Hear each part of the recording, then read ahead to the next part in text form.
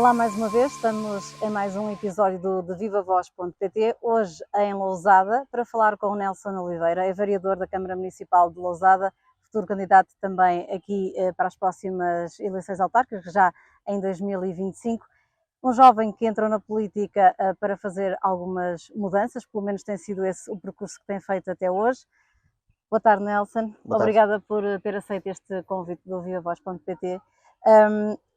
É um jovem que entra na política com uma visão muito próxima das pessoas, de ir ao problema de cada um e muito para também chamar à política os jovens. E não é por acaso que estamos ao pé da Casa da Juventude, no sítio onde daqui a dias vai estar cheio no Vila. A juventude faz diferença. Sim, obrigado pelo convite, é um prazer estar aqui consigo e acima de tudo para falar de juventude, porque acho que é a verdadeira paixão que tenho nestas funções autárquicas que exerço. E desde logo, se me perguntarem se algum dia me imaginaria nestas funções, não, jamais. Aliás, o meu percurso de vida foi sempre em Lousada, nasci aqui, sou daqui de Lousada, aqui do centro, sempre estive em diversas associações locais, joguei hockey em campo 25 anos, quase, fui músico da banda musical de Lousada, também cerca de 10 anos, estive nos Bombeiros Voluntários de Lousada, nas direções, e muitas outras associações, e nesse percurso nunca estive ligado à política, portanto foi apenas um convite que me foi feito para integrar a Assembleia Municipal na altura. Mas não esteve ligada à política, mas esteve ligada às pessoas. Essencialmente. O que acaba por depois entroncar, não é? Essencialmente, porque, e se calhar precisamente por causa disso, porque estava na sociedade e a contribuir para ela, que alguém algum dia viu e à parte dos partidos achou que seria interessante estar numa Assembleia Municipal. Pronto, a partir daí o percurso foi um bocadinho natural para quem se interessa pelos assuntos de Lousada, essencialmente. Não é? E um dos assuntos é a cultura. Há alguns anos esta parte que vem dando a cara pelo Vila, Festival Vila, que também teve o seu percurso de crescimento e que também, para além de Lousada, já está fora, já está na região, já está no país. Isso é um motivo de orgulho de uma sementinha pequenina que começou com os jovens de Lousada e que agora está por esse país fora. Sim, eu costumo dar sempre o exemplo do Vila, até no âmbito do Orçamento Participativo Jovem, que foi uma iniciativa criada por nós e que muito tem trazido a Lousada, porque muitas das concretizações, aliás, aqui no Parque, a Casa da Juventude surgiu através de uma iniciativa de jovens, o skate park, o campo, o Sand Sports Park, o campo de areia que ali está, mas muitos outros. Mas a primeira edição foi mesmo essa. Nós tínhamos antigamente um Festival da Juventude, com entrada paga, que não era neste local, e que os jovens, na primeira edição do Orçamento Participativo Jovem, nos fizeram esta crítica. E quem promove um orçamento participativo, seja jovem ou não, nós aqui quisemos dar este prisma, é mesmo para que as pessoas nos critiquem, mas positivamente. Não é aquela crítica tão comum nos dias de hoje, sentadinhos no sofá, a escrever no Facebook e a falar contra os políticos. Contra qualquer coisa. Não é por aí. Não é por aí. É mesmo tomar parte. Isto não está bem, não está ou falta, e, portanto, o que é que vocês querem? É isso que nós estamos a dar esta oportunidade. E foi isso que aconteceu. Um conjunto alargado, até bastante alargado de jovens, deu uma opinião sobre uma reformulação do Festival da Juventude e eles próprios criaram o nome, a designação de Vila, com o rosto, se vocês ali conseguem ver minimamente o logotipo, a cara do Bispo, porque é o Bispo que está ali no centro, a estátua no centro de Lousada. Muitas vezes dizia-se, ainda se diz, que as pessoas, eu vou à Vila, e o local de encontro seria junto ao Bispo. Portanto, há toda uma associação quase que histórica de ideias. E em boa hora resolvemos fazer aqui neste Parque Urbano, o Parque Urbano Dr. Mário Fonseca, um parque fantástico, para darmos aqui uma nova roupagem, um festival livre acesso, em que os jovens têm aqui todo o seu esplendor de um ano para se divertirem de forma responsável, como tem acontecido, mas terem um conceito diferente de música e cultura. E cultura. essa cultura que liga também aqui à Casa da Juventude, mas que o Nelson muito também se envolve, principalmente na Casa da Juventude, é um lutador e sempre muito a promover esta casa, esta Casa dos Jovens e da Arte. Lousada tem muito isto, tem muita cultura, tem muita ligação à arte. Tem, porque o nosso medo, quando vimos esta proposta pela primeira vez, que seria apenas uma sala de ensaios, o meu maior medo, confesso, é que é sempre fácil criar, o difícil é manter, e manter com iniciativa, porque o que não faltam por esse país fora, pelo mundo fora, são boas ideias que depois não têm seguimento e não têm adesão. E o nosso maior medo foi mesmo esse, foi criarmos uma estrutura que pudesse ficar escondida, ficar vazia, ficar com pouca utilização. Não é este o caso de todo modo. Conseguimos aqui uma estratégia minuciosa de divulgação, de criação de um laboratório de arte e com parcerias com associações juvenis, porque é isso que importa, é envolvê-los. Neste momento, a Casa da Juventude é mais das associações juvenis do que do município. Eles quase que se sentem os pais, os donos, por assim dizer. Sim. Obviamente que sabem que é público, mas sentem como sua esta Casa da Juventude. Passam aqui horas e horas, passam muito mais horas do que eu. E eles próprios é que são o motor desta Casa da Juventude. E depois nós temos pessoas a vir de todo lado, porque conseguimos criar aqui uns estúdios interessantíssimos, com todos os materiais necessários, com muito trabalho dos funcionários municipais e do Pelouro da Juventude, para dar aqui o melhor. Temos pessoas de todo o Tâmega e Sousa a vir para aqui ensaiar, mas muito mais do que isso, temos pessoas de Braga, de Leiria, temos pessoas da Galiza, e não foi só uma vez, foram várias vezes, pessoas da Galiza que já reservaram estas salas. Depois tem um auditório e a parte de cima tem um espaço coworking, que era algo que estava a faltar, porque os jovens, para ter as suas iniciativas empreendedoras, viam-se desde logo com um problema. Eu ainda nem comecei o meu negócio, tenho logo despesa. Sim. Que é água, luz, renda, de algo que não sabem sequer se vai ter sucesso. Portanto, aqui na parte de cima, e com estas vistas fantásticas, já temos uma série de jovens empreendedores com negócios variados. Temos arquitetos, temos jornalistas, temos pessoas da gestão do turismo, temos engenheiros informáticos, tem recursos humanos, tem uma série de pessoas que utilizam isto regularmente ou pontualmente, que também é assim o âmbito desta Casa da Juventude e do coworking, e portanto, sem pagar nada, ou então, quando passa o período de isenção, é uma renda muito pequena e que obviamente para vale a pena. Negócio, não é? Essa sensibilidade para a juventude também tem naturalmente que ver com o Nelson, que é jovem, que tem uma família em construção ainda, que vê os problemas na primeira pessoa. E um dos problemas que todos nós nos deparamos nesta fase da vida é a habitação. Lousada também tem esse problema de habitação, como em todo o país, mas tem uma visão muito próxima e muito prática e realista e do dia a dia. Há coisas a acontecer para mudar este cenário? Sim, eu de jeito prévio, eu tive uma experiência inicial na variação que foi marcante, porque entrei em 2019 e nesses 2 anos aconteceu tudo. Tudo que podia acontecer, aconteceu. Preparou mais eu para qualquer desafio, com a questão da pandemia. Claro. E a questão da pandemia, quer em termos de saúde, foi brutal, mas também da ação social, de apoio social, de emprego, porque as pessoas não podiam trabalhar, e de toda uma panóplia de assuntos que estavam todos interligados entre si, porque o mundo parou. E pior, começou por Lousada, em Portugal, começou por Lousada e Felgueiras, esta novidade negativa. Mas também nos tornou mais resilientes e a mim também foram um exemplo. Não percebi. Também foram um exemplo. Fomos um exemplo porque andávamos, infelizmente ou felizmente, andávamos sempre à frente dos outros.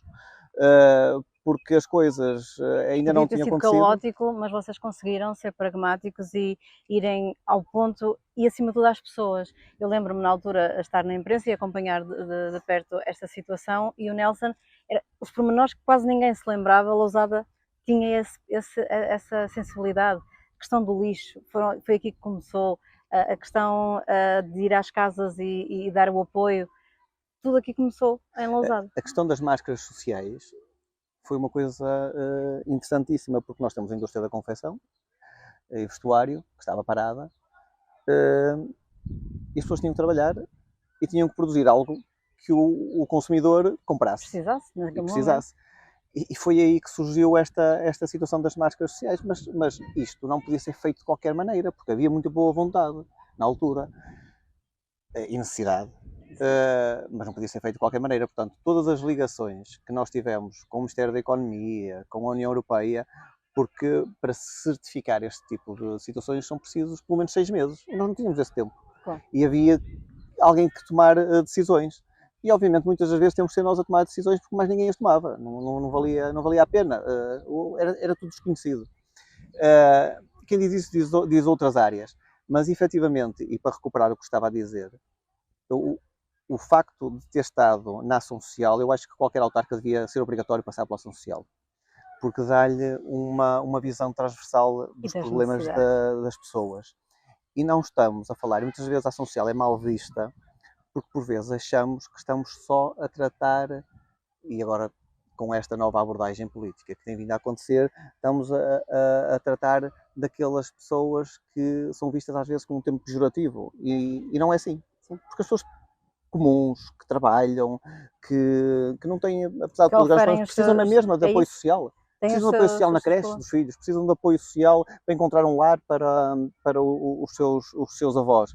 Precisam de muitas outras coisas e muitas vezes nós somos tão redutores a achar que o apoio social é para aquelas pessoas que não têm emprego ou que vão receber subsídios, que é cada vez menos frequente, principalmente a Lousada. Nós somos dos municípios que têm uma menor taxa de RSI. Mas nós sabemos que, por vezes, o RSI é fundamental. Claro. É fundamental para tirar as pessoas do fundo do poço. Mas também é fundamental, como nós fazemos, dar-lhes outras ferramentas.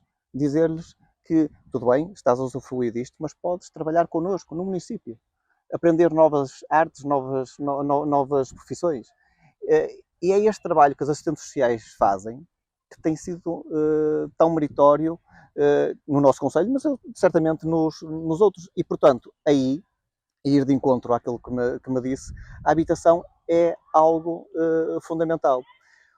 Obviamente que Lousada não está numa situação limite como as grandes áreas metropolitanas, com o preço da habitação completamente descontrolado, mas também estamos a sentir que vem para cá, não só pela atratividade do nosso território, que é um dos fatores fundamentais, mas porque no Porto, na área metropolitana do Porto, os preços estão muito altos e as pessoas preferem vir para Lousada, mas isso é o princípio básico da economia, claro. A lei da oferta e da procura, e aqui também aumenta o custo das habitações. Nós temos tido um crescimento bastante significativo na habitação privada.